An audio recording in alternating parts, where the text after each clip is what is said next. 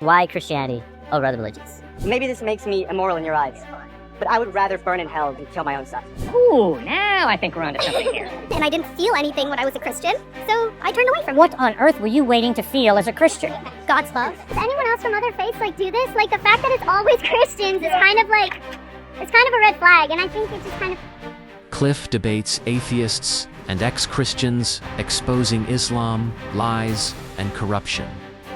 Explaining topics and questions, watch 1 hour of Cliff's debates revealing the truth.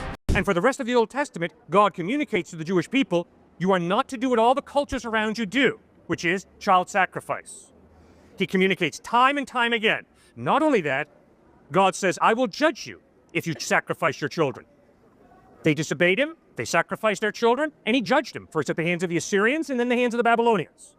So let's not go off into what ifs. Let's stick with the facts, what really happened. All right, the facts. The facts are, they disobeyed God, they sacrificed their children, and they were swept into captivity for it. He judged them for it. So That's the fact. You're excusing God's hypocrisy on this one occasion. No, I'm not. I have repeatedly said to you, it was a unique event. Right. Please understand, it was a unique event where God is testing one man, Abraham. And he's saying, Abraham, I want you to sacrifice your son. Clearly, verse 1, Genesis 22, God tested Abraham. It was a test of one individual. Okay. And you think, but then that's moral then? I guess my question was, does killing your son become moral? Does anything, not necessarily killing your son, if that indeed was a one-time proposition, but is doing anything God tells you to do instantly become moral because he is commanding it?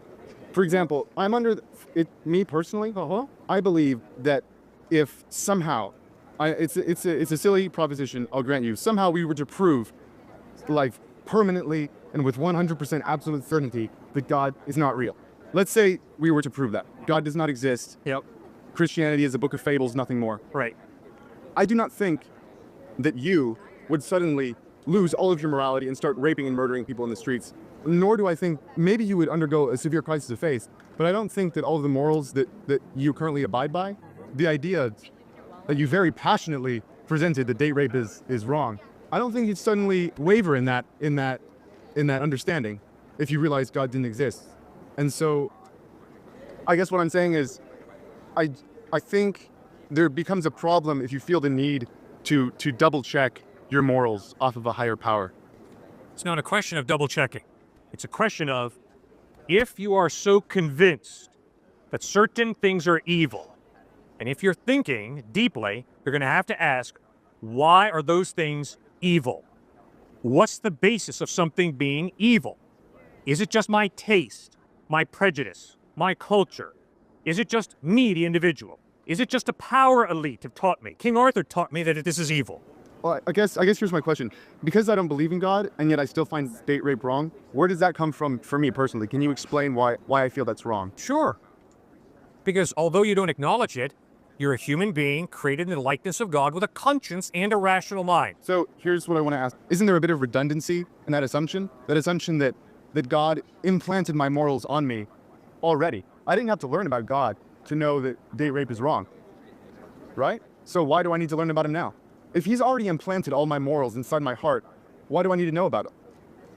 For example, why do you need to know about God if he's already given you all of your morals? If he's, like you said, given me a conscience? Whether I ask for it or not, I've got it now, according to you. So why do I need to care about God? First point, because my conscience convicts me that at times, although I know what's good, I do the opposite, and that's why I experience guilt.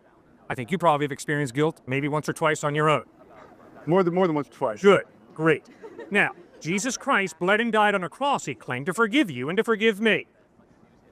Now, if we experience guilt, the question is, how do we handle guilt? One very healthy way to handle guilt is to turn to Christ for forgiveness and to receive God's forgiveness for the wrong that you and I have done. Second point, there are very few moral absolutes. Very few. And the majority of life is lived in the gray world. If there is a God who's just, don't you think it would be wise to ask him for wisdom to make ethically responsible decisions living in a very ethically gray world? I wanted to ask you, in the Ten Commandments, God lays down some very specific moral guidelines. Yes. Thou shalt not murder. Right. Why wasn't thou shalt not enslave your fellow man included? I don't know. Why is that not something that he felt? Because he didn't feel the need to guide people away from murder. He didn't say you can murder people twice every year until you wean yourself off of it, you know? Right. Because everyone loves to murder, so just get yourself away from that little by little, like we will with slavery. Right. Why didn't he just say slavery's bad, I'm God, deal with it? You bet. I don't know. And I really don't know why God hasn't sent a message to American Christians that driving Mercedes and BMWs and having 3 houses is immoral. Because we have the solution to the starvation on the world, on the planet. It's wealthy people share your wealth. I don't know why God hasn't done that. But I can promise you, sir, what you need to tell your professor or yourself or whoever's talking to you about Exodus, Leviticus, and Numbers and Deuteronomy is one thing, and I'm pleading with you, and I've repeated it, I'm going to tell you one more time. If you think that the Mosaic legislation for the theocracy of Israel is not different from the moral law found in Exodus 20, you're making a huge textual mistake. There's a humongous difference between those 613 laws found in Exodus, Leviticus, Numbers, and Deuteronomy that apply to the theocracy of Israel and the moral law of God found in Exodus 20. And if you can't learn to distinguish between Mosaic legislation and a moral absolute, we got to go back and do some more homework. Okay, I just wish that had been made more clear, I suppose, because, So do I. you know, I wish I'd understand that better 25 years ago when I first spoke here. the Inquisition I didn't. I and had the to think it Crusades through. didn't seem to stop them from Right. misinterpreting the Bible. That's right. Should have been laid out a little bit clearer, I think. Oh, really? I love what Mark Twain said, sir. Mark Twain said, it's not the parts of the Bible that I don't understand that disturb me. It's parts of the Bible I do understand that disturb me.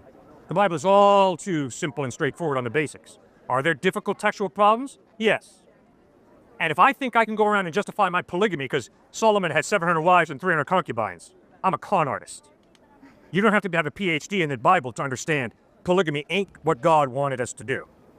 So, okay, going based off of that, how do you feel about the people who use the Bible as an argument against, say, gay marriage? Well, I think it's real clear. The Bible clearly, consistently communicates that God created our sexuality to be enjoyed when it comes to sexual intercourse between one man and one woman till death parts us. And from Genesis to Revelation, homosexuality is communicated as a twisting of that beautiful gift that God gave us, and homosexual sex is a twisting of that gift. It's a wrong use of that gift. Isn't that included in the same set of laws that you were just talking about? Yes? So how do we determine which one is for everyone? Homosexuality. You answer that. is 100% wrong. You're a smart kid. You answer that one. When I read it through, maybe I need to, look harder, but it seems a little muddled. Which ones? I feel like All right. they should have a tag. Let Like, me this one answer is for for everyone for eternity, and this one is just for you guys right now. You bet. I'll answer it for you. Okay, thanks. If the statement that I just made in answer to the gay marriage issue was based on Leviticus chapters 21 and 22, you caught me. Good thinking. But I can promise you, my view of homosexuality has nothing to do with Leviticus, Deuteronomy, Numbers, or Exodus. It has to do with Genesis 1 and 2. It has to do with the entire New Testament, which never once supports the gay lifestyle. Instead, it communicates the opposite, that God loves you, and by his grace, he offers you forgiveness. I guess that's more what I was asking, because I always see Leviticus passages cited as an argument against gay marriage. Well, then please do me a favor. Look that person in the face and say, no, wait a second. You're telling me, if I understand correctly, that the reason homosexuality is viewed by you as a sin is because of Leviticus? And wait and listen to their answer. No. Homosexuality is not a sin because in Leviticus it says it's a sin. No, it's a contradiction of Genesis 1 and 2, the creation mandate, the purpose for which God gives us our sexuality, which is outlined in Genesis 1 and 2, and then throughout the rest of the scriptures. It is communicated as the wrong use of that precious gift of sex that God has given us. Great point. Thanks, Katie. And your name is? Brennan. Brennan. Thanks, Brennan, for raising issues. Any more? Something did come to my mind when I was listening to you talk. This is totally jumping tracks. Go. Bear with me. Yep. I remember when you were talking to her about what's her name, by the way? Katie. Katie. Great. When you were talking to Katie about Martin Luther King Jr. Right. and Gandhi, Right. how you were sort of extolling their virtues and everything. But I just want to sort of tackle another kind of personal problem I have, and I wanted to ask you, based on what your considerable knowledge of God's rules and commandments and accepting the Lord Jesus Christ, and that is, what is it, John 3:16? I am the way, the truth, and the life. John 14:6. John 14. Huh? Mhm. 14:6. Yeah, 14:6. Right. I am the way, the truth, and the life. Right. No one comes to the Father except through me. Right. Isn't Gandhi burning in hell right now by that verse? The person that we should all respect to some degree, and that you obviously respect, is he not being? Wasn't he cast into the pit of fire because he didn't believe in Jesus Christ? I do not know whether Gandhi's going to heaven or hell. I don't know where anybody's going. Why? Because I don't know what a person decides before they die. We can, based on textual evidence, we can make reasonable assumptions, correct? You can make a reasonable assumption right now that if I were to die right now of embarrassment or shame or something, or nervousness of being on camera in front of this great crowd of people, and have not, in my hardest of hearts, been moved so far that I would be given the elevator downstairs and not upstairs, right? You could make that assumption. I'm pretty sure you believe that about me right now. And so can we not assume, because Gandhi said several times that while he appreciated a lot of the sorry, my mind's drawing a blank, philosophy in the Bible, that he was not a Christian, he was Hindu, and we can assume that because he was shot and killed, that he didn't have time to change his mind at the end. So we can assume he's burning in hell, right? No? Still? Okay. But you can assume I'm burning in hell. No. No. I would never want to assume that about anybody. I know, but you have to if you believe that the only way to get to Jesus, to get to heaven, is to believe and accept Jesus Christ as your Lord and Savior. And if I'm telling you right now that I haven't done that yet, that's an assumption you can make, right? Because I know I guess the big problem I have is that I hear a lot of people say these things. You have to accept Jesus or you're going to go to hell. That's the only way to get to heaven. And then when we ask them these questions, like, do you really think I'm going to be tortured for eternity? They're like, oh, I cannot judge. God is the only judge of man. But you're not judging me. You're not sending me to hell. But somebody is, and you know who that someone is, and you know why. Yeah. Do you think there are going to be people who call themselves Christians who go to hell? You do. Do you? Do I? I don't believe in hell. But you believe that lots of Christians are going to hell because lots of Christians enslave people. Lots of Christians rape their wives. Lots of Christians, actually, I'm rather impressed by the amount of Christians that were in the abolition movement, but a lot of Christians enslave people. They're going to hell, according to you. The same person, right? No? No, I don't know. So because they accepted Jesus Christ and then enslaved tons of people, they're still in hell. I mean, heaven, right? I do not know. Why? Sir, every follower of Christ sins. I sin. I don't know who a genuine follower of Christ is. Sir, guess what? You don't know that I'm going to heaven. Who knows? Maybe someone's paying me a ton of money to stand out here and speak. It's possible. Crazy things happen. You, my friend, have seen more than enough Christian hypocrisy. So you know that we all are capable of being incredible hypocrites. So maybe I'm a colossal hypocrite. It is possible. Are you a false prophet? Maybe. God condemns false prophets. How do I know you're not a false prophet? Exactly. It's possible. How can I believe in anything you're saying to me right now? Because I know you're trying to change hearts and minds. I know that you want every single one of us to join you in the great vaults in the sky. I know that. I know you want us to join the theme. You better. Good. But All right, now, let me answer quick. That's a great question, Brennan. If I was to say to Brennan and Katie, in answer to your question, why should I believe in Jesus? And I were to say, because I do. You'd be an idiot to believe in Jesus. Instead, what I'm saying is, go back and get the Gospels of Matthew, Mark, Luke, and John. Read them for yourself, separate from me. Ask yourself, does the historical evidence of the way Jesus taught, treated people, died, forgiving his enemies, and rose from the dead, does that evidence point to Christ being trustworthy, or does it not? Do not believe in Jesus, because I do. Please don't. It's a horrible reason to believe in Jesus. Horrible. I was in a church for a long time, and I don't buy it. So I'm Hey, going good. to hell. Why? You read the Gospels. What's your problem with Jesus? I don't want to talk about my phone. Please, man. Well, why did you not put your faith in him? Why did I not put Yeah. my faith in? You read the Gospels. I mean, come on, man. You know that if somebody lives the kind of life he lived, you got to respect the dude. If someone teaches the type of ethical teachings that he taught, I mean, Robert Coles, psychology professor at Harvard, says all the writings on ethics over the past 2,000 years are simply footnotes to the Sermon on the Mount. I mean, the guy was an ethical genius.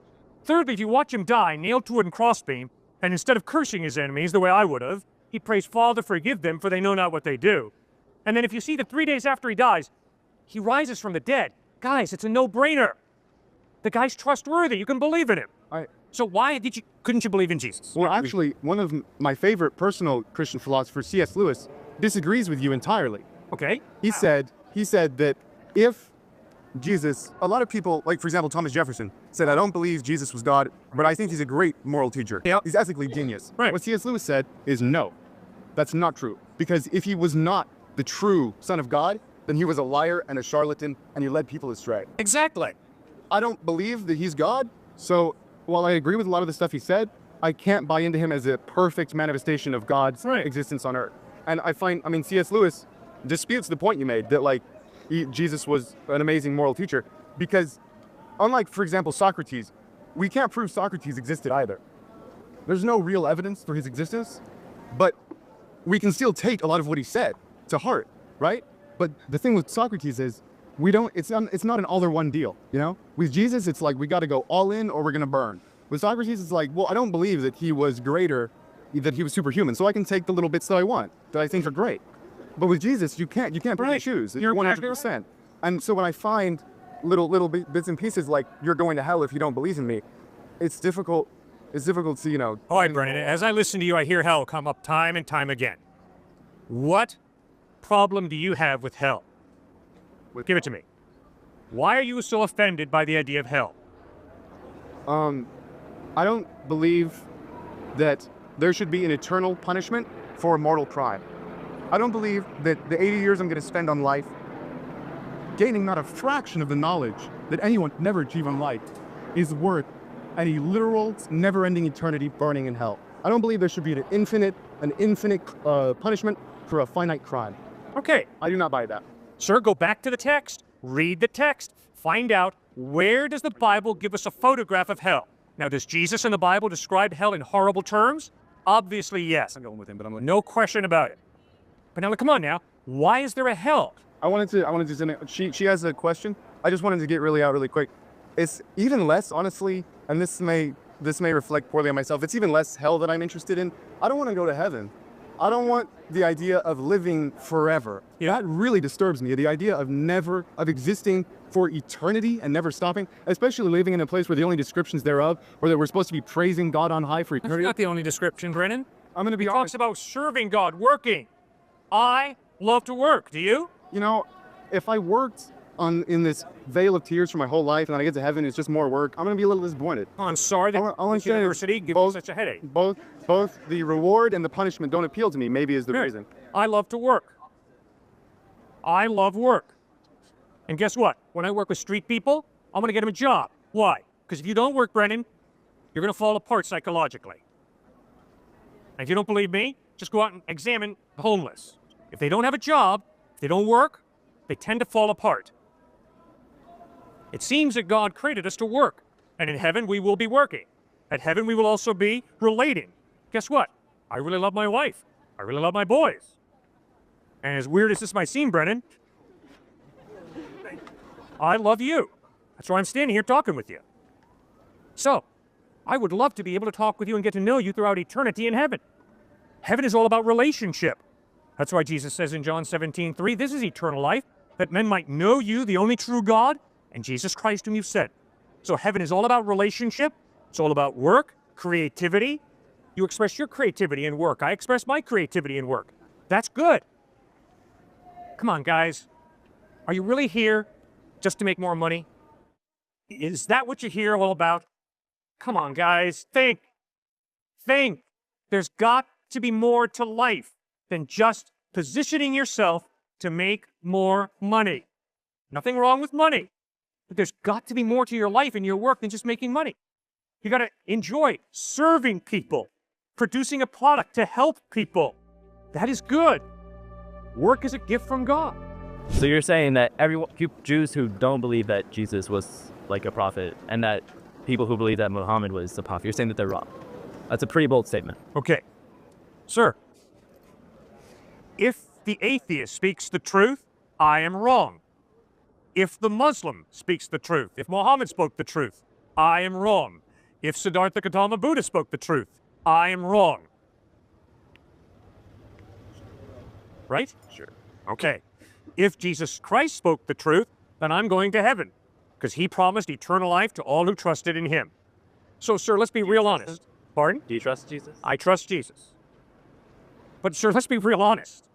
Every time anybody makes a truth claim, I don't care if you're an atheist, a Hindu, a Muslim, a Christian, a Jew, that means whatever contradicts that truth claim is wrong. So, obviously, then the question becomes, who are you going to trust to tell you the truth about God? Who are you going to trust to tell you the truth about heaven? Who are you going to trust to tell you the truth about the way to heaven? And I'm standing here saying, the reason that I think it's wise to trust Jesus Christ is because the historical evidence of the way he lived, the content of his ethical teaching, Robert Coles, the psychology professor at Harvard, pointed out, all the writings on ethics over the past 2,000 years are simply footnotes to the Sermon on the Mount. Ethical brilliance in the Sermon on the Mount. And where did that come from? From Jesus. I'm saying before that. Like, you could trace ethical, like, beliefs in Christianity to, like, Egyptian beliefs. And that you could trace to other beliefs. Yes. And, I mean, you've only shown me that there's consistency within people, not within religions. And, I asked my question again, like, why Christianity over other religions? Well, the first point is I don't put my faith in Christianity.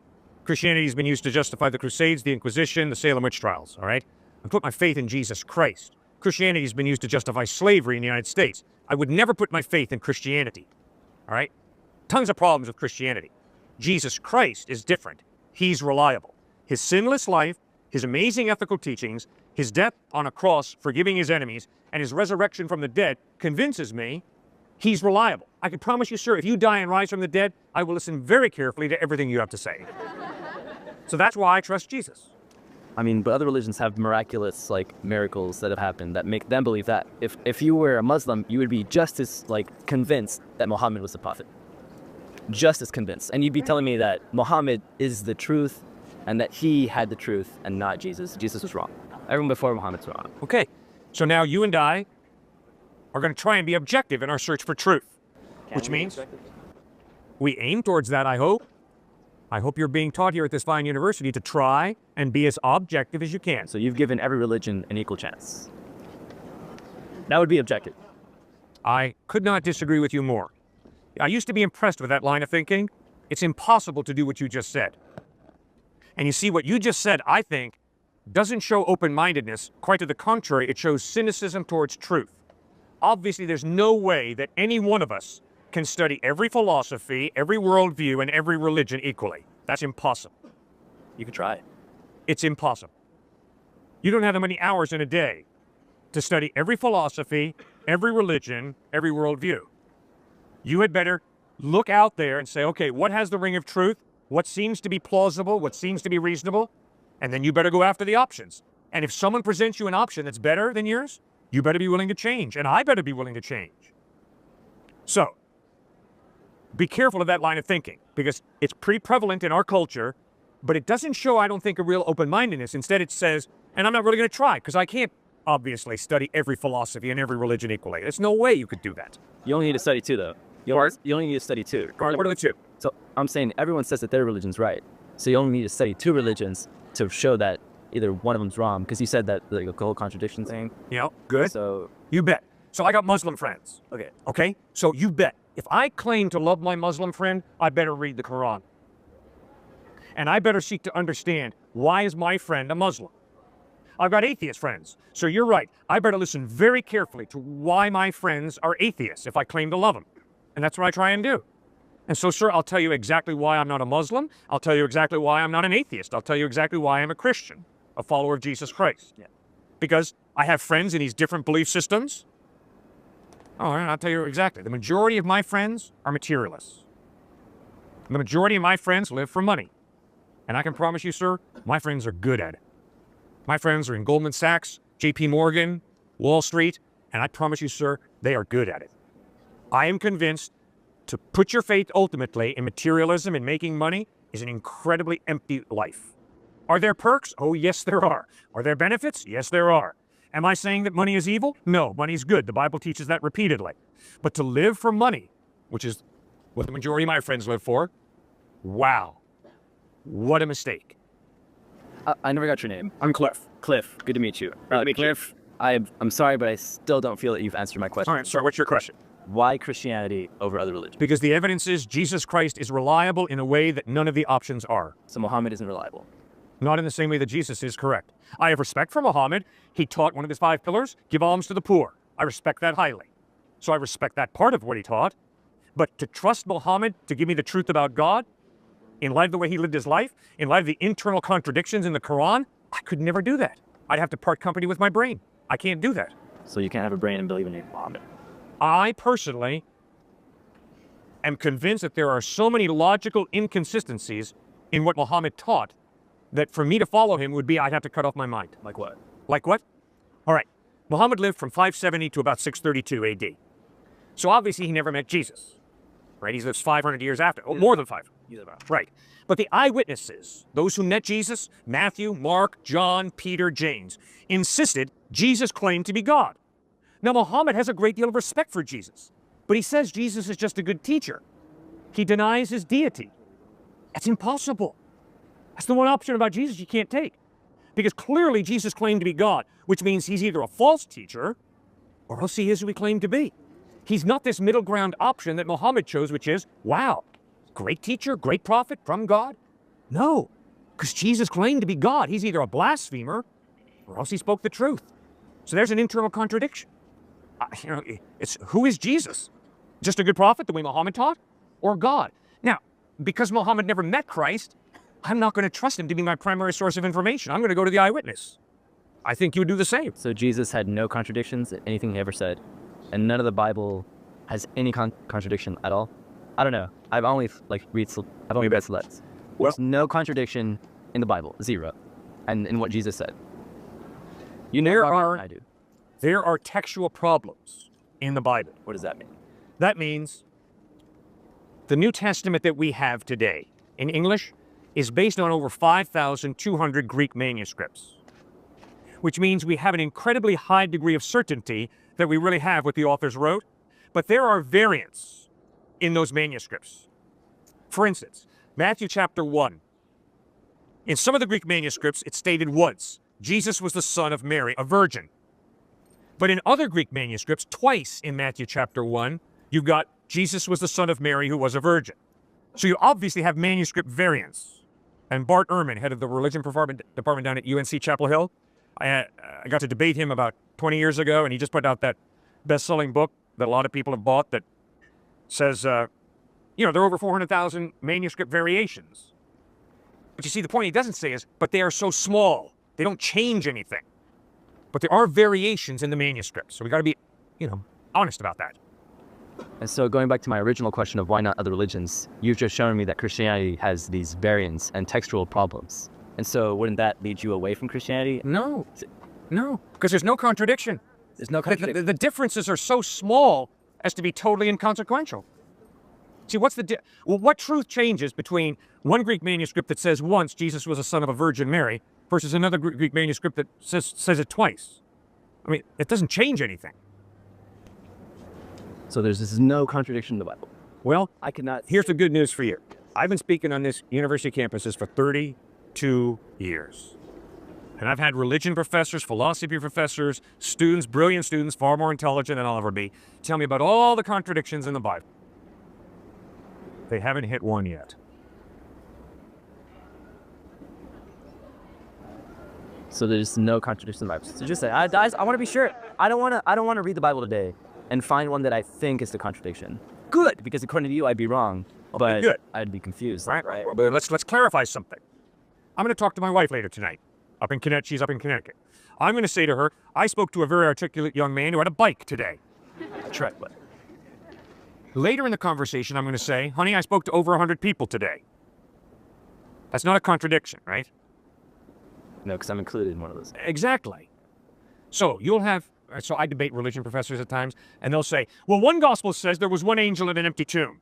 Another gospel says there were two angels. There's a contradiction. If one gospel said there was only one angel at the empty tomb, and another gospel said there were 2, 3, 4, 5, then you'd have a contradiction. It is not a contradiction for me to say, I spoke to one man, I spoke to over 100 people. Because my perspective at one point, yes, I was speaking to one gentleman. And obviously I did speak to over 100 people.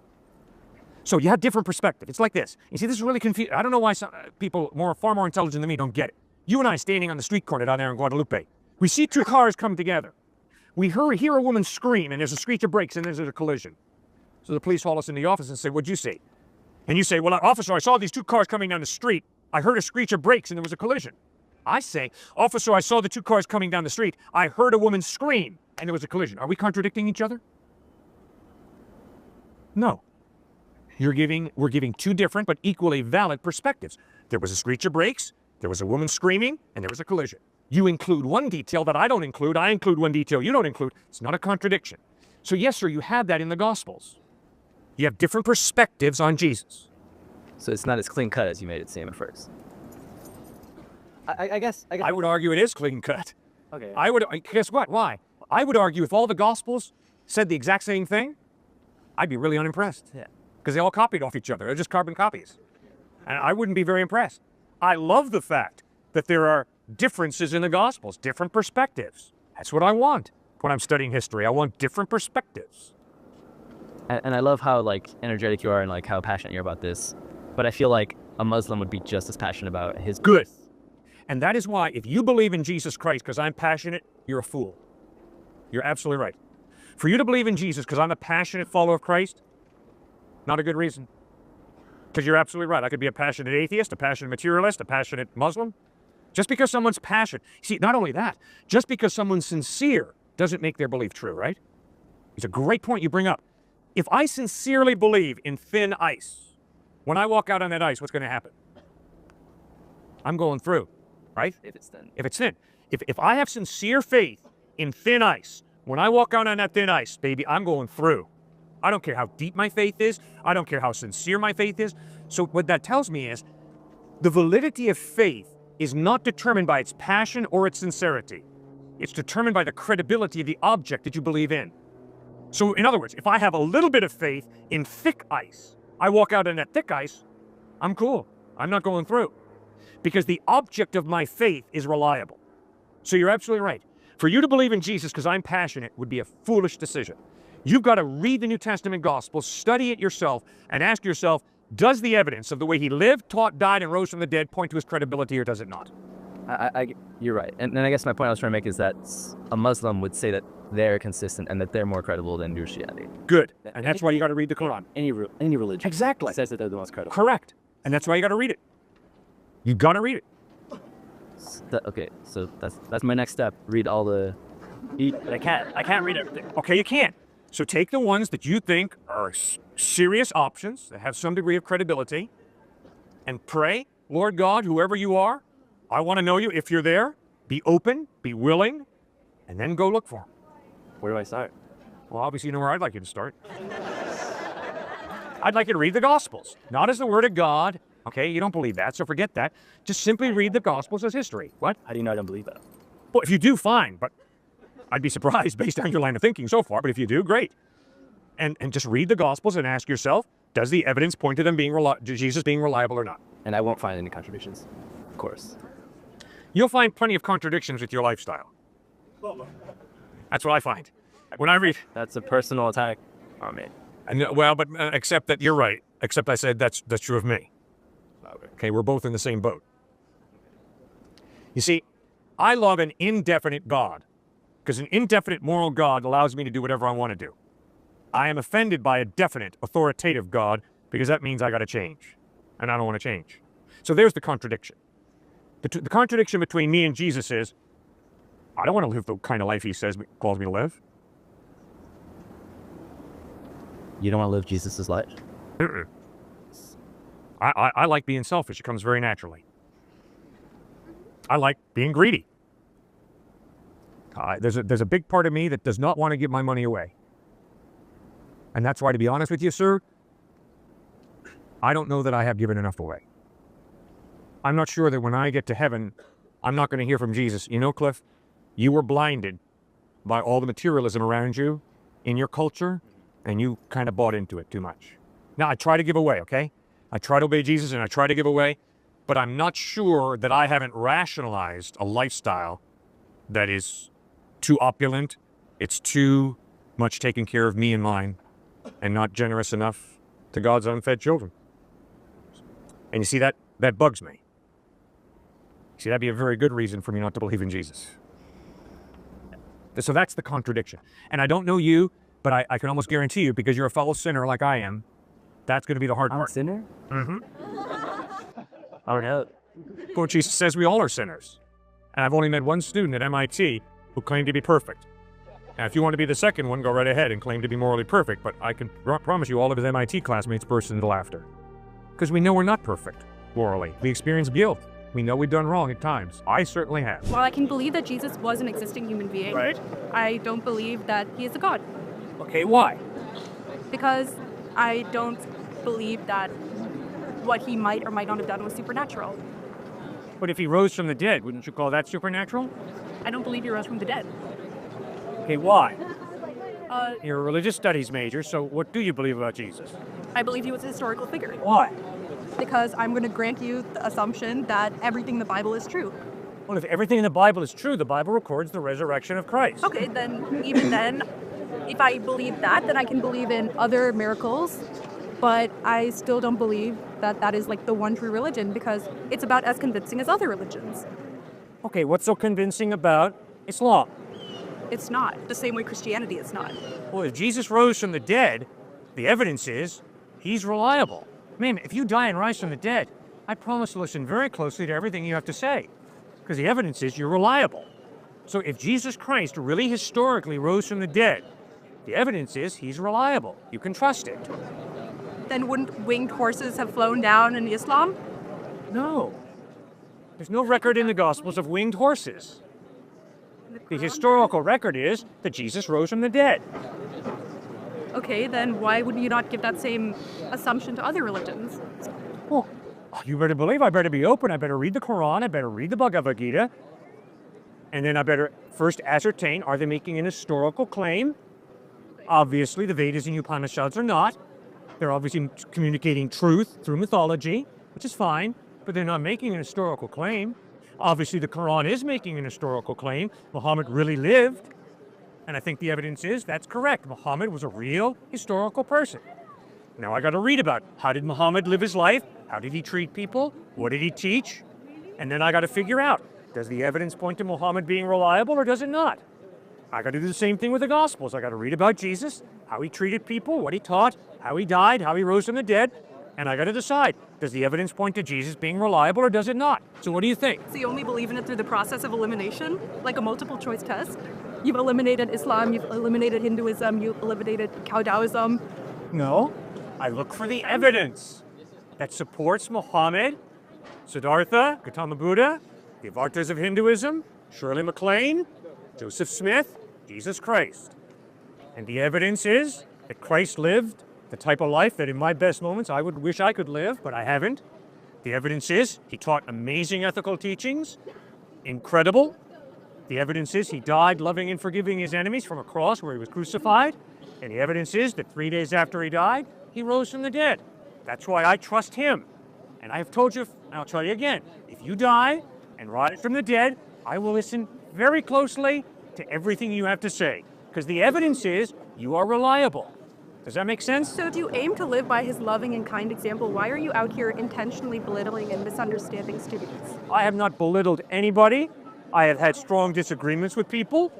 And in a liberal arts education, we believe in a free exchange of ideas, which means when we disagree, we go at it in terms of why you believe what you believe, what's the evidence of what you believe. Now, if this man tells me he's an atheist, I respect him, I love him, but I'm going to ask him hard questions, the same way I hope he's going to ask me hard questions. I'm going to ask him, why are you an atheist? What's the evidence? And if I see the evidence is lacking for his atheism, I'm going to point that out. The same way I hope that he's going to ask me, well, Cliff, why do you believe in Jesus? What's your evidence? And if my evidence is lacking, I hope he's going to point that out to me. He's going to say, Cliff, that's irrational that you believe that Jesus rose from the dead. It's irrational. And I'm going to say, okay, fine. Why do you say it's irrational? And if he says, because there's no historical evidence, I'm going to say, I'm sorry, here is the historical evidence that Jesus did rise from the dead. So I'm not belittling him because we disagree. No, I tolerate him, I respect him, and we disagree. Okay, so outside of the Bible, what is the historical evidence that Jesus Christ was dead?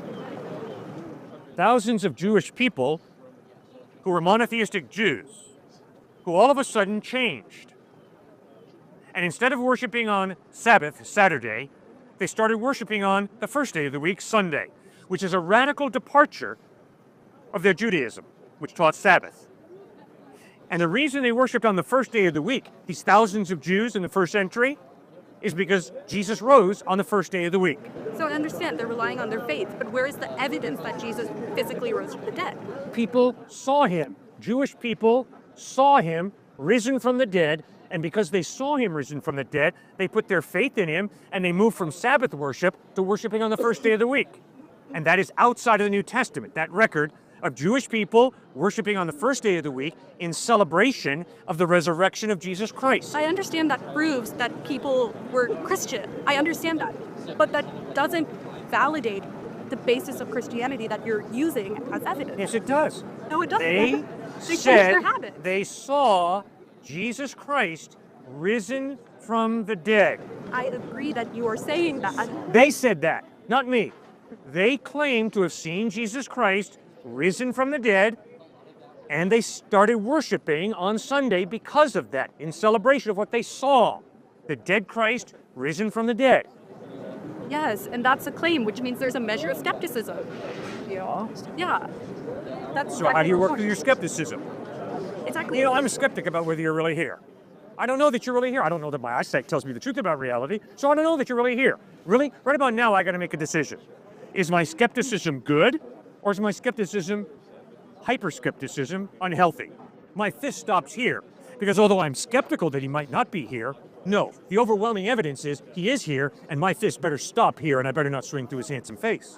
Yes, I can be skeptical about Jesus' resurrection, but if the overwhelming evidence is people saw him, and then they were willing to die for what they had seen, the dead Christ risen from the dead, I can be skeptical all day long, but I better make a correct decision. He rose from the dead. That's what the evidence points to. If I met you 2,000 years from now and he said, oh yeah, I saw a man standing here with a gray beanie on his head. Yeah, solid. That's not convincing for me. Okay, what does it take to convince you?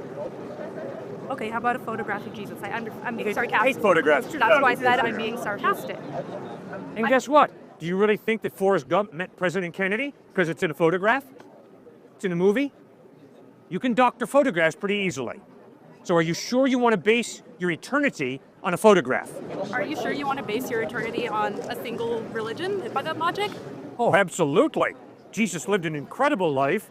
By the way, Christ has impacted this world more than any other one individual. So you better, if you claim to be an educated person, read the Gospels and figure out, is Christ a quack? And if he is, reject him. Or if he's the truth, you better put your faith in him. But you better study him because he's influenced this world more than any other single individual. So if you claim to be an intellectual, if you claim to have a brain that's working, you owe it to yourself as a thinking person to read those Gospels. Right? I have. I've centered my major around it. Good. Then why do you not believe in the resurrection of Christ? Because I don't believe in the supernatural. It's fantastic. It doesn't seem possible. Yeah, but that's not historical. That's a philosophical presupposition. Because you don't believe there's a supernatural God, therefore you believe miracles are impossible. Therefore the resurrection could not take place. That's not honest history. That's a philosophy of naturalism that limits all of reality to matter and energy. Exactly. Well, why would you adopt that philosophy and major in religion? Because, as you said, Christ has impacted this world in ways we cannot imagine. So even though I might not believe in Christ or believe in the book that you are touting, I still can see the impact on the people around me. This very discussion shows that there's something more important than a figure who may or may not have lived 2,000 years ago. I can still see the impact. I can still see how that affects our environmental quality. Okay, good. So you're into a sociological study of a phenomenon called Christianity. Exactly. Well, but if you're honest with yourself, you've got to acknowledge that Christianity is not a sociological phenomenon based on a feeling. It's a sociological phenomenon based on an historical claim that Jesus lived, taught, died, and rose from the dead. And people in Africa, South America, Asia, United States believe in this Jesus. So we're not talking about nationalism or colonialism. We're talking about people around the world who insist that Jesus Christ has changed their life and that he is the truth. Pretty intense. So I think you got to do a little more than just, well, because I'm a naturalist, I don't think it happened, the resurrection. That's not fair. You got to be open to the supernatural. I am. That's why it's my major. No, you're not. You said you don't believe in the supernatural. Yes, and I can still search for what other people find spiritual or meaningful. Well, why can't you be open to the supernatural? Because I was open and I didn't feel anything when I was a Christian, so I turned away from it. What on earth were you waiting to feel as a Christian? God's love? God's love. So how do you feel God's love? I don't. That's why I'm not a Christian. Well, why did you set this standard of, unless I feel his love, he doesn't love me? No, that means if God is supposed to love every individual, I don't see any proof in the science. If I don't see any proof in the science, and I don't see any proof beyond the science, like in human relationship, interpersonal interaction, something beyond the physical tangible, if I don't feel anything beyond that, if I don't see anything spiritual in this world, then what reason do I have to believe? You've never experienced the love of a person? I've never experienced the love of Christ. Have you ever experienced the love of a person? Probably not. Not? All right, well, that's tragic. I'm I can sorry. quantify it without a brain scan, as you said. Yeah. My point is, you will never be able to x-ray love. You'll never be able to get love on a brain scan. Why? It's an intangible value. But your experience of life hopefully will show you that love is real, even though you can't graph it on an MRI scan or on an x-ray. Why? Because you experience love from others. And when you experience love from others, you begin to understand there's more to reality than just the material. All right, but that still doesn't lead me to that love being the same as a supernatural love. Those two things don't have to correlate. If there is this intangible value of love, it means there's some type of God who creates that intangible value. No, it doesn't. Yes, it does. How? Because if there is no God, there is no intangible, real value of love. There are chemicals, there's MRI scans and x-rays and blood tests, but there's no intangible value of love because all of reality is matter and energy if there is no God. But you can be atheist, not believe in God, and still believe in something greater than humanity. Like what and why? Okay, love. I could believe in love and still not connect it to a divine being who created it. But you cannot be an atheist and believe in love because if you're an atheist, you are reducing reality to matter and energy. Okay, and love could be an energy.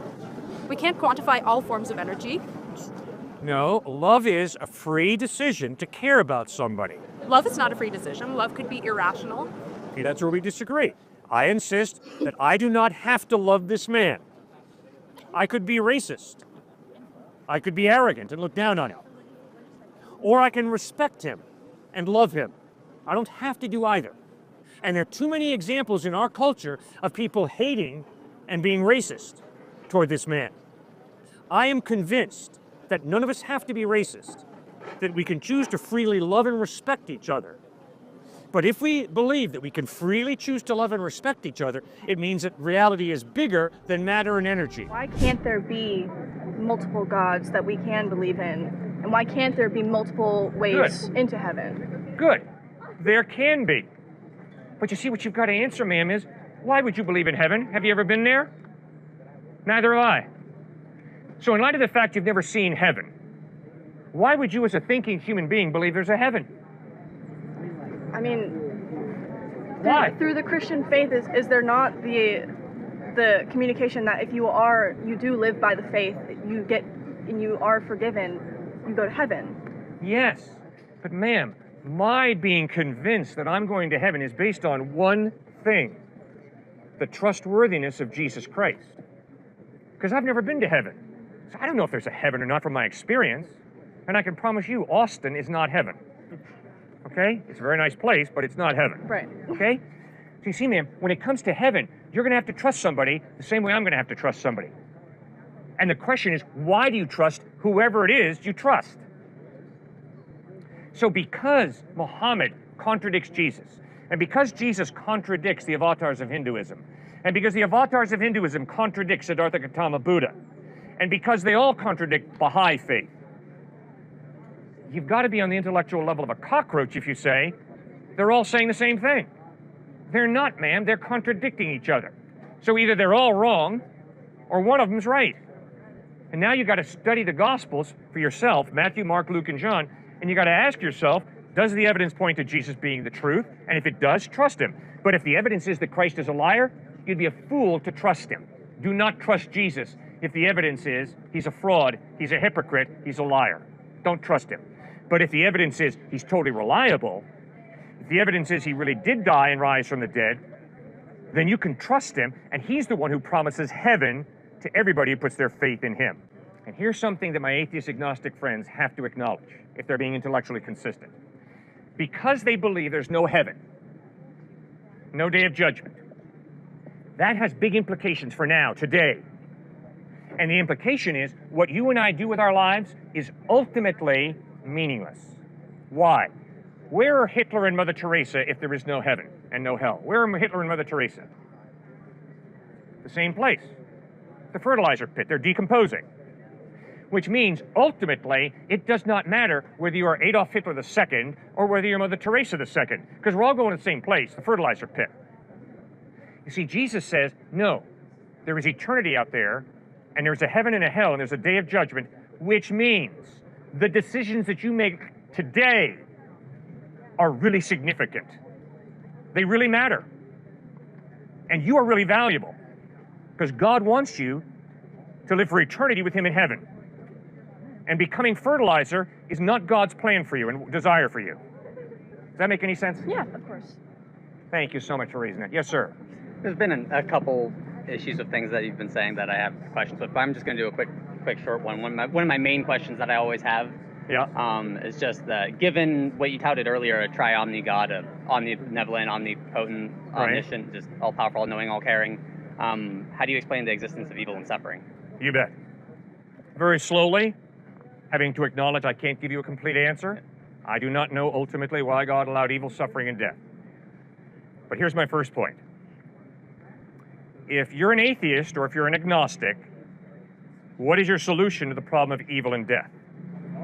My solution to the evil problem? The solution. What is your solution to the problem of evil and death? If you're an atheist, if you're an agnostic. I mean, the solution for everybody is just to be as good as possible. I mean, everybody should aim for being good. True, according to their own definition of good, right? Becoming own definition of good, whether it's objective good from God or objective good from another source.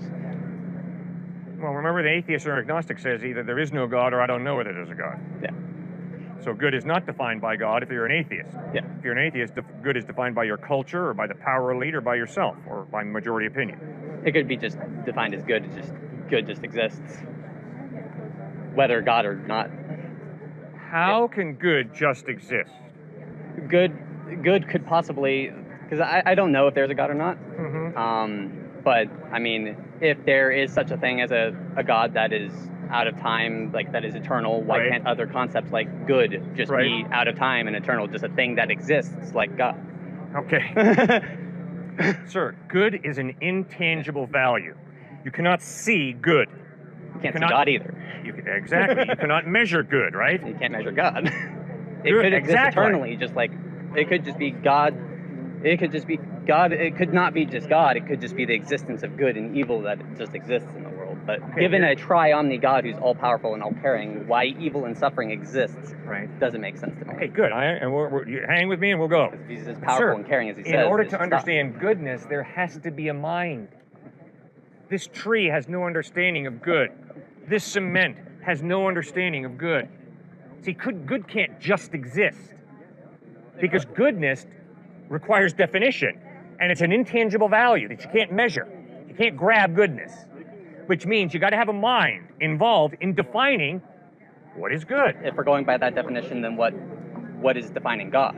Okay, what we'll get to that. God? We'll get to that. All the arguments you could give for God could also go for good, just as a general concept. It could just exist eternally out of time, unmeasurable. No, sir. That's not fair. If God exists, God doesn't depend on anybody.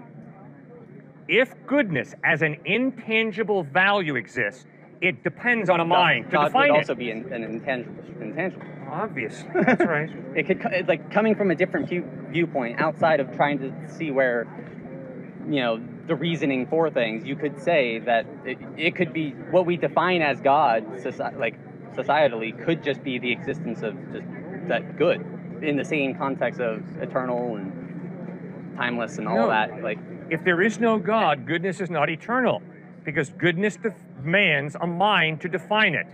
Then Which means? Then in giving that same argument, then what mind defines God? There would be something above him if something has to make him or define him. Or No.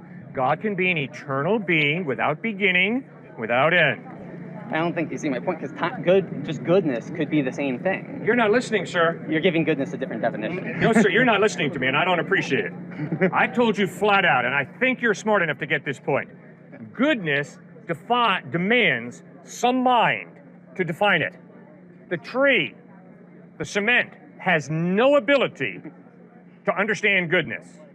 You've got to have a mind. Do you see that, or do you disagree with me?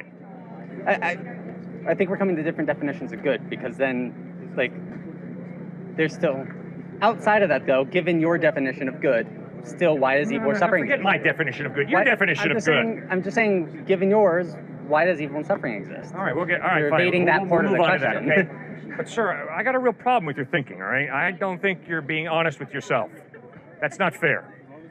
You know very well that I've cornered you totally, intellectually. You know very well that you cannot have goodness without some type of mind to create and define it. It's impossible. This does not define goodness. That does not define goodness. And that camera does not define goodness. And your glasses do not define goodness. Neither does your shirt, your pants, or your sneakers. You've got to have a mind to define goodness. Sorry, you have no option intellectually. This has nothing to do with God. It has nothing to do with Jesus. It has to do with simply thinking fairly. All right, moving on to next. Okay, but your point is, okay, but if this good God exists, why is there evil and suffering? It's real simple, sir. If an all-powerful God chooses to partially limit his power by giving you a free will, by giving me a free will, then if I go up to her, slap her in the face, and say, God made me do it, what am I? A liar, a total liar. God gave me a hand for a purpose, to respect this woman, to love this woman. But because I have a free will, I don't have to respect her, I don't have to love her, I can steal her backpack, I can smack her around, I can abuse her. And if anybody says, God made me do it, they are a liar, flat out. So, why does evil exist? Evil exists because God limited his power, he's all-powerful, but he limited his power by choosing to give her a free will, me a free will, all of us a free will. Does that make any sense? It kind of answers it for humanity, but suffering also exists just in the animals. Good. Like, why does a zebra deserve to get its throat crushed to death by a lion? Like, Good. How is that caring or just? Like, coming from a Christian standpoint, we have sinned as humans, coming from the Christian standpoint, so we are, we have free will and we can make mistakes and all that. Yep. But why have animals just, not have their perfect little ecosystem where nothing has to suffer and only humans suffer? Very good. Now we're thinking, all right? So, Genesis chapters 1 and 2. God creates a good world. God created this and God saw that it was good. God created that and God saw that it was good. God created this and God sees that it's good. So when God created, he did a good job. No evil. But Genesis chapter 3 records how human beings rebel against God. And one of the consequences of human beings telling God, get lost, get out of here, is God honors our free will, takes a step back from planet Earth, and nature unravels. And so you're absolutely correct, sir. Animals suffer. I have suffered. We all will suffer. Not because God is sicking us, but because God created a world with free will, people with free will. We chose him to tell him to get out. When he gets out, chaos fills the gap. Genetic breakdown, death occur. Because humans decided to reject God, God punished the animals. One of the consequences... It seems uncaring and unjust, given a triune God. No, it's an issue of consequences. Who put Texas State together? Did they do it last summer? Well, the consequence should go to the humans that did it. You don't punish someone else for somebody else's misdoing. That would be a nice way for things to happen. But unfortunately, because I have free will, if you're a husband and I smack you around, it might affect how you treat your wife when you go home tonight. It might affect how you treat your kids when you go home tonight. You see, for me to think that, well, I've got free will and it's just me and it's just you, and there are no consequences to the way I exercise my free will, that's a lie. Total lie. Well, how I would interact with animals is one thing, but how animals should interact with each other. Why suffering exists between animals, not from humans to animals, but between animals. suffering exists? Why are they being punished for suffering between themselves They're not if being they didn't do punished. anything wrong? Correct. You're absolutely correct. They didn't do anything wrong. The same way, little babies that I have to bury didn't do anything wrong. But they're born into an unfair world where birth defects occur, and so babies die. Not because they've done something wrong. They have not done anything wrong. But they are born into an unfair, unjust, messed up world. Thanks for raising those issues. Yes, ma'am. They're also born with original sin, though. Which Okay, what does that mean? Which, My good Catholic friend, what does that mean? it means that as a consequence of, correct me if I'm wrong, but as a consequence of Adam and Eve eating the apple, all the following children would be born with this original sin that would have been an effect of mankind previously, correct? Okay, maybe. And at least also the way I was brought up was Yes. that if you were not baptized or had your original sin reversed, you Yep. would not be able to make it to heaven. Yeah, I so totally isn't disagree with that. I don't think there's any biblical basis for that. But wouldn't like original sin be a spiritual birth defect? Good. Ooh, now I think we're onto something here. Okay, so what on earth is original sin? Original sin is simply this. I am born with a readiness to sin factor. Doesn't mean that everything I do is evil. My atheist friends do a lot of good. They've got a conscience. But all of us have sinned. Every atheist, every agnostic, every Christian, Jew, Buddhist, Hindu, we all have sinned. Part of the reason we have sinned is because we're born with a readiness to sin factor. Let me give you an example. When I was 4 years old, I was in a sandbox playing, and my friend had the audacity to hurt me. So very naturally, I took up the metal truck, and I said, really? Bam. Never seen that behavior model before, but I very naturally took up the metal truck, slammed it on my playmate's head, and it wasn't pretty. I am a sinner. That's my son over there, walking this way. He used to sit on a baby chair. I would put a glass of grape juice in front of him, and I would say, Stuart, do not knock this glass of grape juice off this tray. And with a smile from this ear to this ear, he would backhand that glass of grape juice off the tray. He was born a sinner, same way as old man, me, was born a sinner. And what does that mean? It means we have a readiness to sin factor. But we cannot blame our sinful nature for what we do, because we still have a free will. So if I slap her and you say, wait a second, Cliff, what'd you just do to her? Why'd you do it? And I say, because of my sinful nature. That's a cop-out, because I still have a will. And you see, here's the challenge. The challenge for me is to overcome my sinful nature with my will and make responsible decisions. And that's why the whole line of thinking at Texas State University, which is, I was born with this desire, therefore it's good, is a crock. Well, can I ask you then, do you believe that babies are born with an understanding of good versus evil, or do you believe that it was taught by human nature? Good, very good question. I'll answer this and then Stuart, you answer it. I am convinced that my little granddaughter, who is 6 months old, his daughter, has no understanding of what good and evil are. But I am convinced that when she comes of age, and I think for different people that's different, she will develop her own understanding of good and evil. Will that understanding be heavily influenced by her environment? Yes, ma'am. Will her understanding of good and evil be limited by her environment? No. Once again, smack. Sorry you're getting hit so many times today. You ask me, Cliff, why'd you do it? And I say to you, because I grew up in an environment that taught me that women who wear this color sweatshirt deserve to be smacked. It doesn't cut it.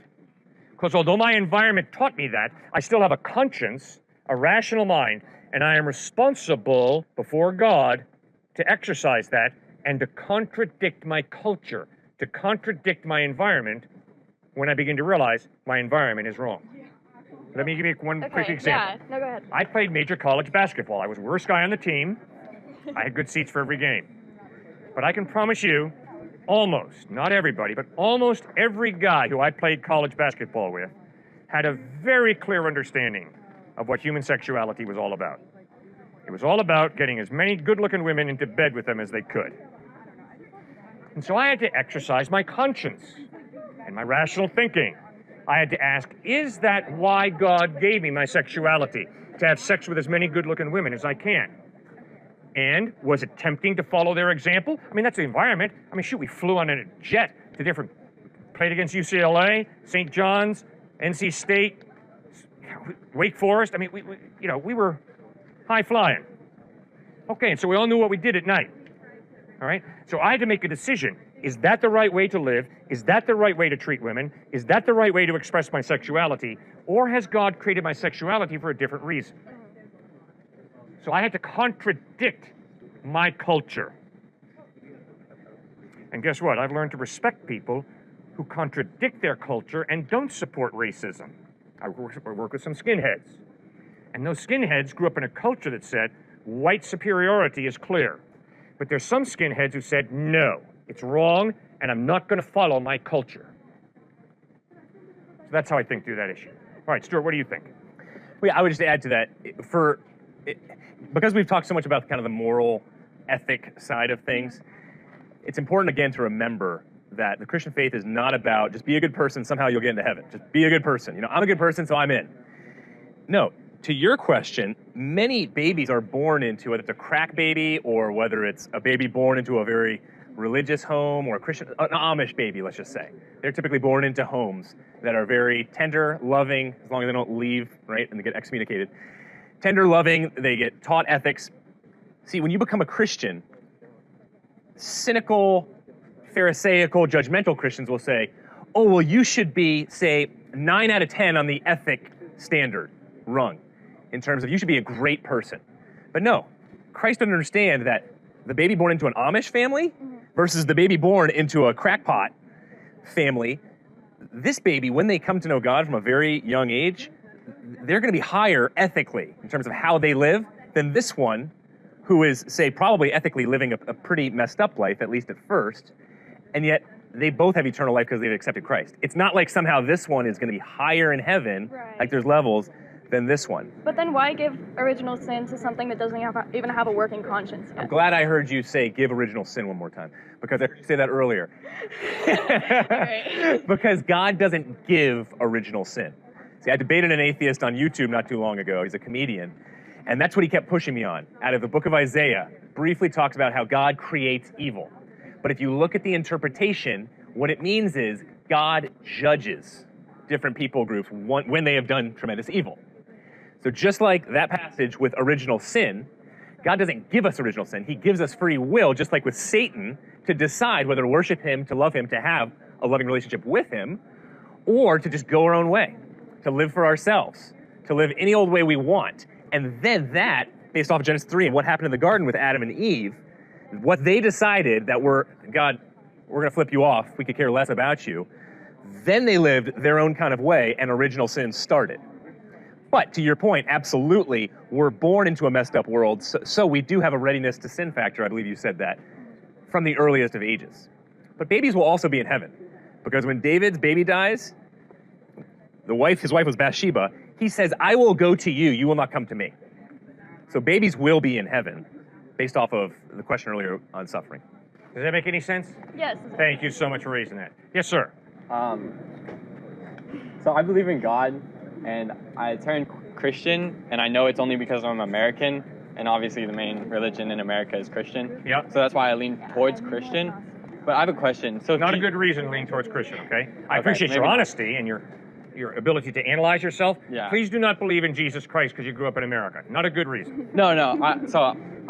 I believe in God. Good. And I didn't before. Right. But I'm still stuck on this whole Jesus thing. Yes. Because if he's sinless, like, yes. Is there a possibility that there will be another person born that's sinless? Or is Jesus the only one? Well, Jesus is the only one that I know of so far who's been born sinless. Mm-hmm. And I think it's highly unlikely that someone will be born sinless. I guess my main question is I can believe in God because I know I can't see him factually, but I have a belief in him. Yes. But I don't know if I can believe in Jesus because he was on earth. Yes. And not everybody was there to prove whether he was sinless or not. Like, he wasn't surrounded by people 24/7 saying... Good point. Very good point. Yeah. So maybe Jesus did sin at some point. Mm-hmm. But I have to follow the evidence. And the evidence is the Apostle John lived closely with Christ for 3 years. And in 1 John, John writes, in him is no sin.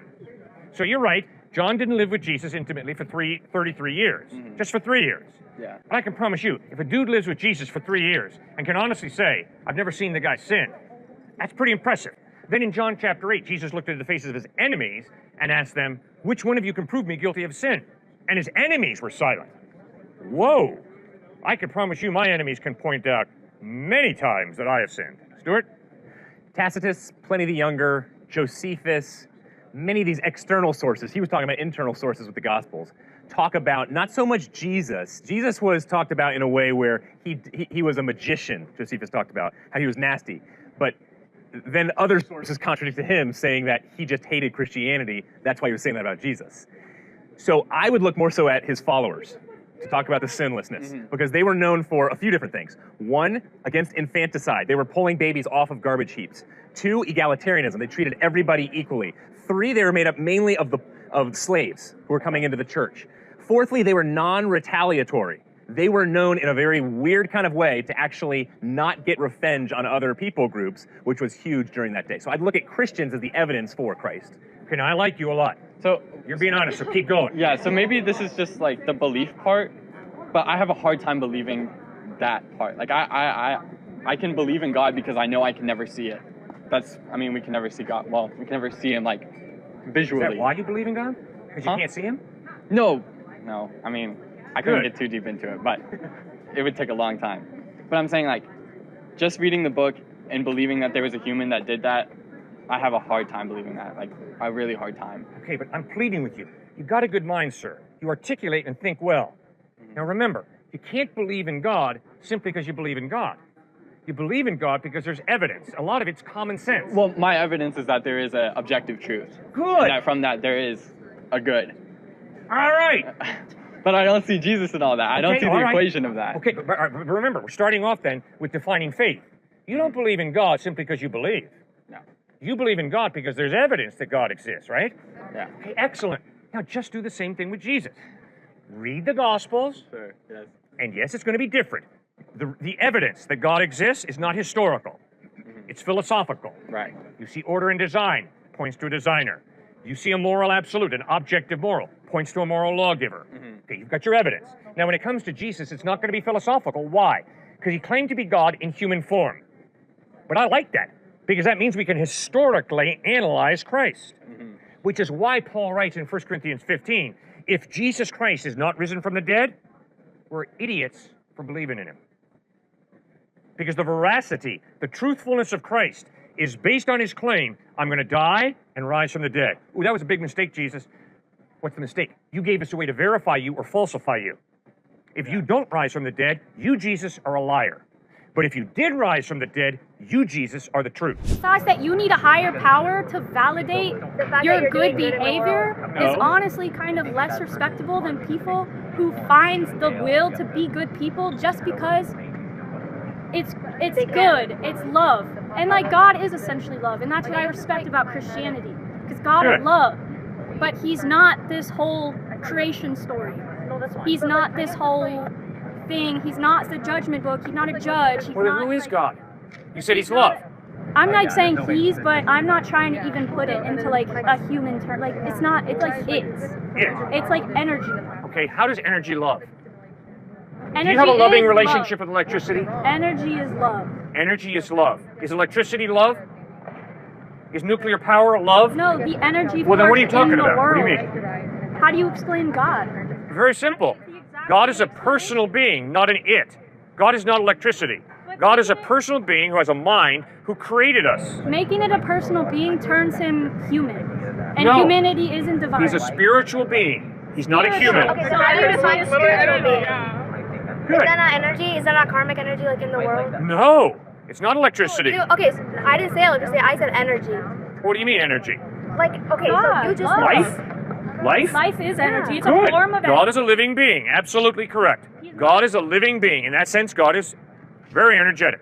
No question about it. Yeah. I mean, yeah, but like, it's not like he is someone you can like form a relationship. Like, I'm not. How do you know that? How do you know you can't have a relationship with God? But that's my truth. I can't have. Is it possible that your truth is wrong? Is it possible my truth is wrong? That's what makes it a belief, and that's why I'm saying this whole thing is a belief, and you like trying to convince people that it's like a truth is kind of going past the obvious explanation that it is just a belief.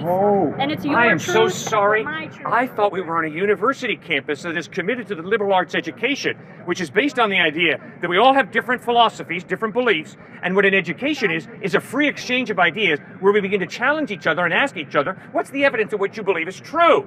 So you're doing That's it- where I thought we were, at a university. I didn't know we were at a place that says, it doesn't matter what you believe, because everything is true. I thought we were at a place where a professor said, that answer's wrong. And if you don't learn to study and get in touch with reality, truth, you're going to flunk out of this place. I am so sorry I'm under this misconception that we're in a university. We're a liberal arts education. The free exchange of ideas, the questioning and challenging each other. What do you believe and why do you believe it? I thought that's what this place was all about. I'm so sorry for my I think misunderstanding. you're going too far because she came up here respectfully and asked and had a normal conversation with you. No, I think... Yeah, and I'm respecting her and answering exactly what she's raising, and I'll listen to you and answer you exactly what you raise. And that's called intellectual respect. Just to make it here, you're here, like, just make it clear you're here on behalf of UC as if this is an educational No, I've been exchange. invited here by Chi Alpha Christian Fellowship, a group of UT students. I've been invited here by that group to speak here, to dialogue. Okay, so you were invited. Yes. You're not just here like a random crazy person, like, just preaching. For no reason. Well, I have great respect for random people who come and talk. That's they're right. We have free speech in this country, guys. All right? So there's nothing wrong. It's not me. But you're on a schedule, is what I'm just trying to say. Yeah, I got a flight to New York City tomorrow morning at 8:26. That's correct. I'm on a schedule. All right. Wonderful. Now, why don't you believe in Jesus Christ? I just... You mean like a human form of God? Yeah, he claimed to be God in human form. So why don't you believe in Jesus? It's just not scientifically feasible enough for me to put on my faith and follow and like go to church for it. It's not my belief. It's not true to me. Why? I was raised up Catholic, went to Catholic private school, and it wasn't Right. until I went to that private school that I realized it was all bull in my eyes. What's your Because evidence? it's based on a story that has no scientific truth. It doesn't reach me at a level where I'm like, oh my gosh, this is like perfect, like this is it. It's just personally not connected. Okay, fine. Scientifically, prove to me that George Washington was the first president of the United States. Can you do that? Scientifically. I mean, this has to be some type of fallacy, because he wrote accounts. Did Jesus actually write anything down? No, I don't believe George Washington was first president of the United States because a dude named George Washington wrote something. Eyewitnesses saw George, and they wrote down what they saw. Eyewitness He wrote testimony. stuff. Yeah, he wrote stuff, yes. Wait, Jesus? Sorry. No, Jesus did not write anything. The eyewitnesses who saw him wrote what they saw. Jesus spoke. Those who heard him wrote down what he spoke. Like about 2,000 years later, it was an eyewitness. No, yes it was. We have Greek manuscripts, ma'am, from the early 2nd century that clearly point to the fact that we have an accurate account of what Jesus said in the 1st century. So what's wrong with other people's religions' truths that have real accounts of it? Like Judaism. Yeah, what about it? So why are you different from Judaism? Why I are am- you different from Hindu? Like, Right. why are they different? That's what's separating people. You trying to force people into certain beliefs is what's separating. Not you trying to steal her bag and think it's a moral compass and alienation and isolation. I mean, I know you're not forcing anyone. You're just trying Thank to you. spread. That was incredibly judgmental for you I to say know, that. I know. I'm glad you caught yourself on that But one. why, like, does anyone else from other faiths, like, do this? Like, the fact that it's always Christians is kind of, like, it's kind of a red flag, and I think it just kind of puts you guys... You got to be kidding me. It's true. You don't I think think Muslims everyone spread their belief? I mean, You like, don't think yelling Muslims to kids on this spread their belief? campus, yelling to kids on this campus... You don't think atheists spread their belief? Yelling to people on this campus? No. I can And this promise is in you, this environment. I can promise you there are atheists who spread their faith very effectively at UT Austin. Who's seen atheists yelling at people here? There is no other faith on Speedway besides Christianity. Okay, well then why don't you stand up and talk about Hinduism? Because I don't feel the need to. Yeah, she got her truth figured out. She doesn't good. care if other people see her truth or not. Yeah. Because she knows she's being the best person she can All right, be. well then it's real simple. And it doesn't come down to a faith. Ma'am, if you suddenly have a seizure, I'm not just going to stand here and say, oh, too bad, you got a seizure. I'm going to call 911. I'm going to get the best doctor to try and heal you. That's good. Not only am I going to do that, but if I'm convinced that Jesus Christ offers you eternal life in heaven, then because I love you, and if you have a seizure, I'm going to call 911, that's an expression of my love for you, so I'm going to seek to communicate to you. Jesus offers you eternal life. Why don't you check him out? So why is that the thing that's pushing you to help people? Love. Because I am convinced that God created us to love each other. But that's a secondary source that's forcing your action. That's not just you loving me because I'm alive right here. I love you because God created us for the purpose of loving each other. That's why I love you. So I don't care if you're my enemy, I'm going to love you. If you're my enemy, if you try and hurt me, I'm still going to try and love you. Why? Because I'm convinced that God created us to love each other. And if God created us to love each other, then that means regardless of how difficult it is to love each other, we're still going to try and love each other if we're followers of Christ. I see. I recognize like that's your truth. But if I do the same thing to someone, if you're having a seizure and I choose to help you, yes, why am I wrong? Because my like the thing that made me do that isn't what Jesus wants. Why is it wrong for me to just be loving because I feel like based on my past experiences in this life, that's what I want to do, to be a good person? Why does it have to be because this is what Jesus wants? Because this is what Jesus says. Every time that you love, that is good. Exactly. Regardless of what you believe, every time you love.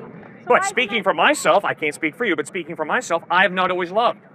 I am a sinner. Me neither. Okay, I have violated God's purpose in creating me, which is to love God and to love people. Therefore, I need God's forgiveness. I also need his help to love my enemy. Because to be very honest with you, too frequently, not all the time, but too frequently, I want to cut my enemy off at the knees. And that's wrong of me. All right? So that's why I need to ask God for forgiveness and for the power to change so that I can love even my enemy. Yeah. Well, I'm not saying that you're weak for needing that extra help or anything, but I think that's why faith and like religion is so easy to follow for humans that have no idea why we're here. We're all clueless at the end of the day. We don't really know what's going to happen right when we die, and we can all say that, or else we're naive. And I think what is love and who defines it? And I think that religion makes it easy because it hands truth to us. What is love? We don't have the You've courage talked a lot to about go love. out and find truth What is on love our own. and who We need defines someone love? to hand it to us through a Bible. What is love and who defines it?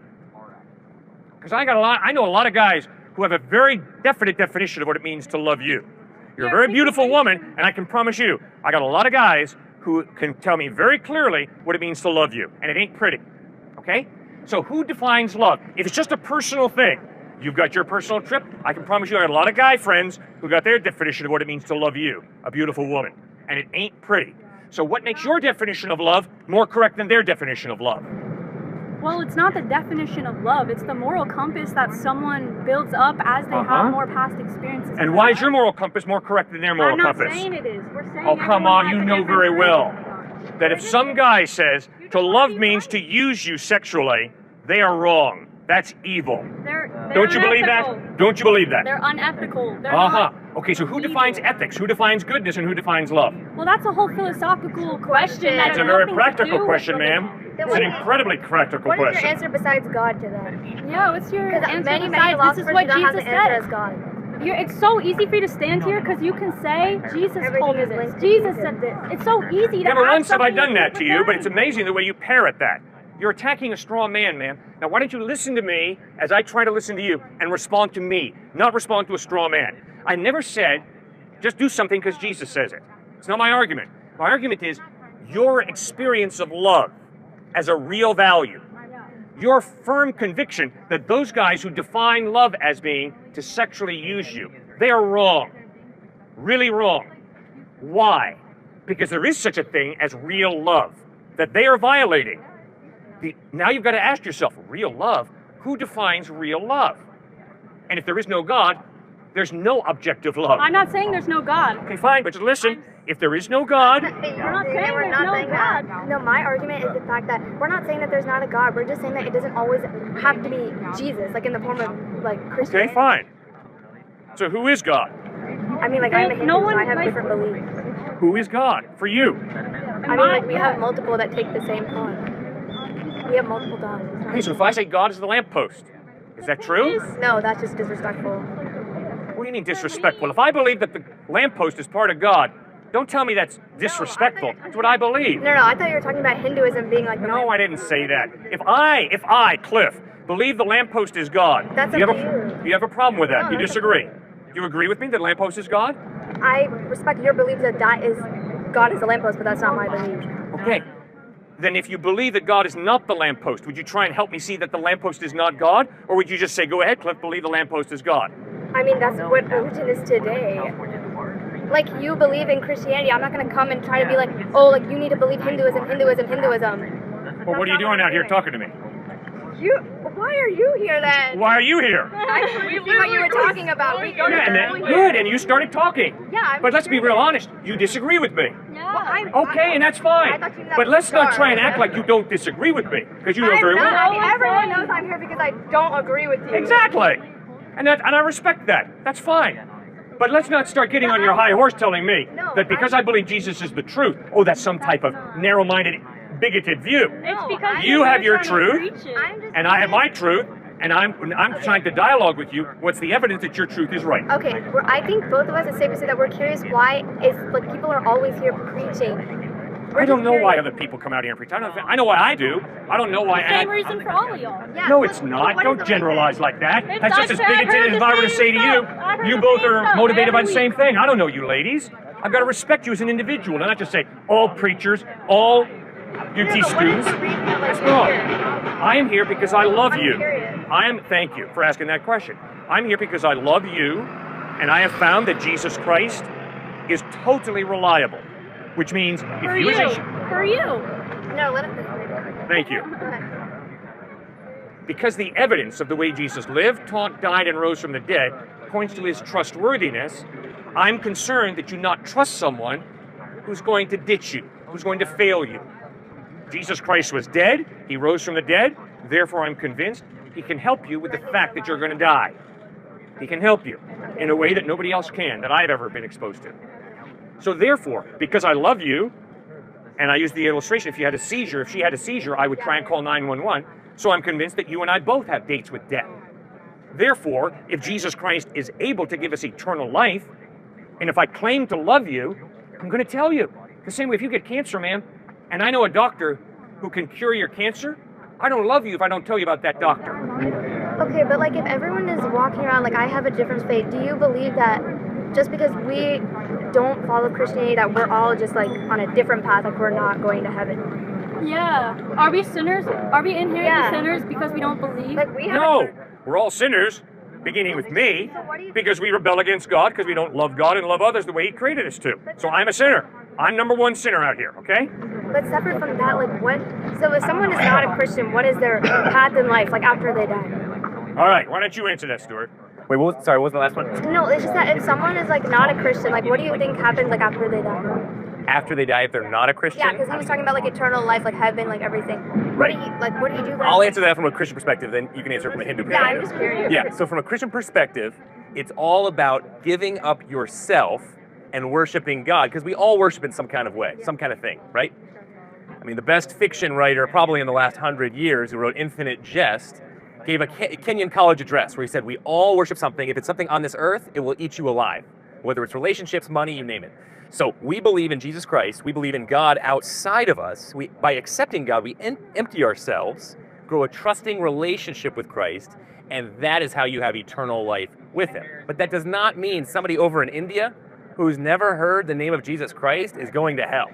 Because Yeah, I get that. You get that, okay. Yeah. So from a Hindu perspective, see, I think you should be out here. Maybe not with the same kind of voice as him, because you guys are slightly hardwired differently. But I do think sometimes you should maybe be on this corner. That makes a great point. Thank you for talking out here. I appreciate it a lot, okay?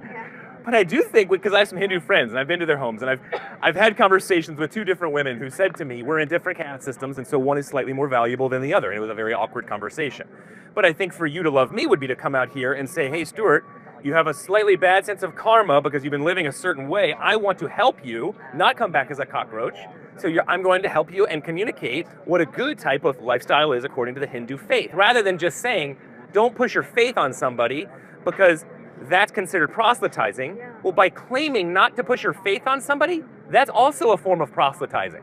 Maybe it's a form of quieter proselytizing, but see, this sweet woman right here, I'm very impressed by her, and yet the same thing that she was doing, she was basically calling him intolerant for the way he was communicating an exclusive truth. She was communicating an even more intolerant exclusive truth, because she was saying she had this kind of 30,000 view of all religions and that they are either the same or that they should not be communicating their truth in a certain way, when 87% of the world is making exclusive truth claims about their own religions. So what's more exclusive and intolerant?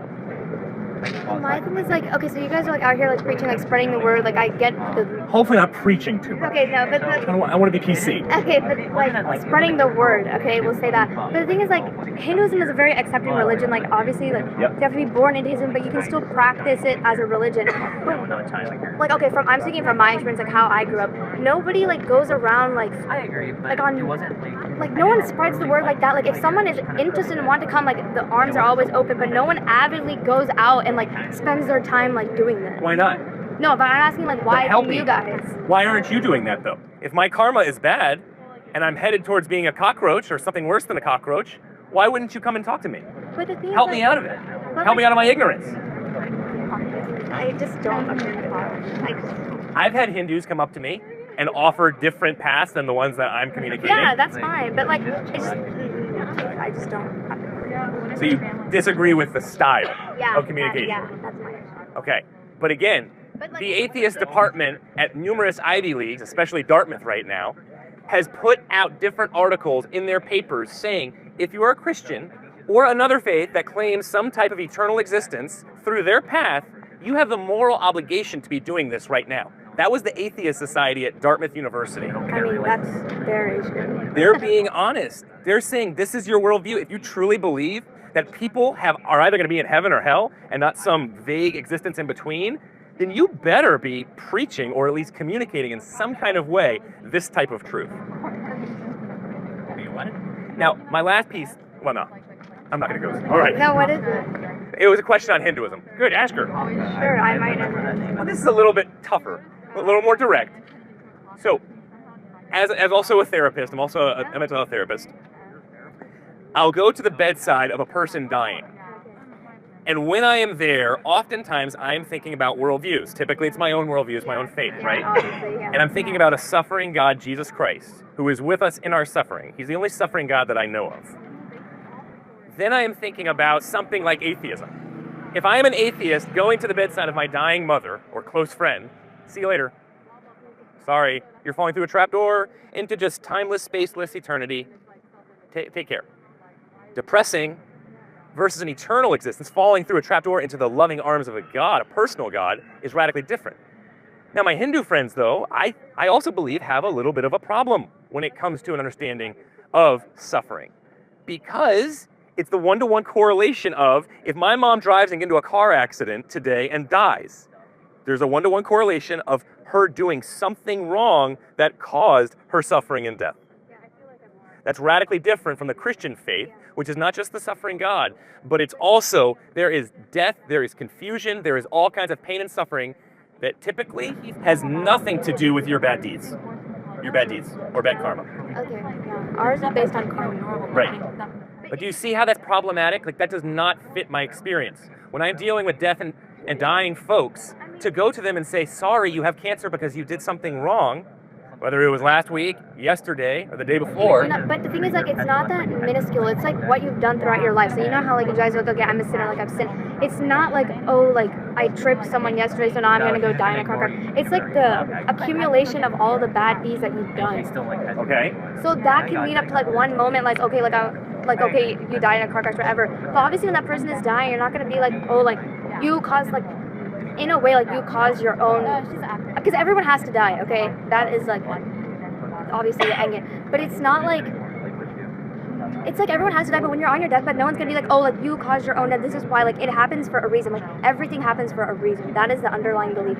Oh, yeah, and I can get on board with that. Yeah. But I can't get on board with your bad deeds are just accumulated, so you're gonna die a worse kind of death than the person over here, like this sweet little lady who was saying that she's just living for goodness. So she's not going to suffer, as opposed to the person perhaps who grew up an addict, because maybe their parents were addicts, and so they had a type of bad deeds when it came to their alcoholism, so somehow they're going to suffer worse because they're worse people, and let's ostracize them. Versus this sweet lady who's supposedly living for greatness. I mean, not necessarily, because you say that, like, your parents are addicts, so you're an addict, and, like, you're like doing drugs, everything, that can be understandable because of the origin that you come from, like your parents. But the thing that's gonna cause your karma is the actions you take being that person. It's not necessarily what you start from.